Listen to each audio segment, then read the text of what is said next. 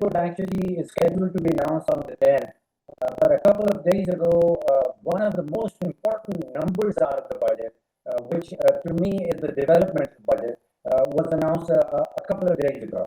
And the figure was 4.3 trillion rupees. That's 4,300 billion, of which 1,000 billion comes from the federal government, and then an additional 3,000 billion from the four provincial governments. Now, imagine the size of the development budget, which I think is a huge, major opportunity available within the budget itself. Now, this is not the money that is that we are expecting or we are speculating will come in. This is actual tax revenue which has been allocated for development expenditures. So this is real money. This is taxpayers' money. This is the taxes that you and I pay, and this is what we expect from the government to give us back.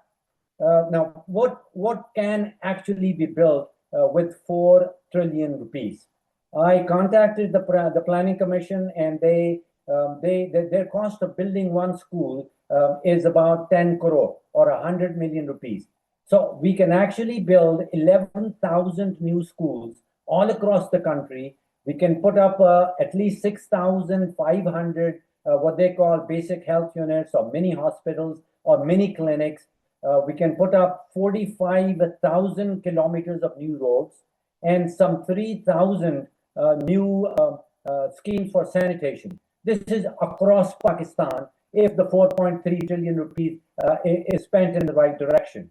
Now, to give you an impression, just a mirror, if that 4.3 trillion rupees is actually given out to individual districts. Now, there's 169 districts in Pakistan, so each district will get about 24 billion rupees. Now, imagine what 24 billion rupees can do for a district. Now, a district is where about 1.3 to 4 million Pakistanis live, and the geographical span is something like 5,000 square kilometers on an average. Now, once a district gets 24 billion, now we're just talking about 1 year alone. So for that 1 year, they can put up 65 new schools. They can put up 40 new clinics or basic health units. They can put up 270 kilometers of new roads, and they can put up 18 new sanitation schemes. Now imagine, just within 1 year, you would actually be able to see a visible transformation of an entire district. But what has gone wrong? What has gone wrong is that we've made our MNAs and our MPAs more of contractors and project managers. Now they're actually far above being contractors and project managers. They're lawmakers. They're members of lawmaking entities.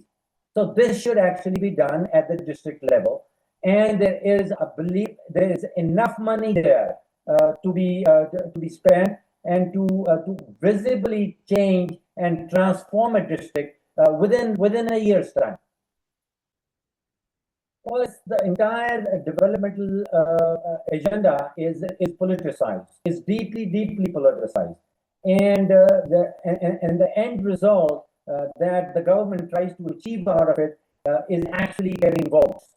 So you're throwing money away onto politically abused projects as opposed to the projects that would actually add value.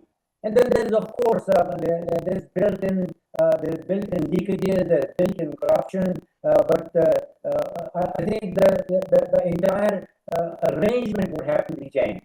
The way that the money is spent, the direction that the money is spent, and on what projects that the money is being spent.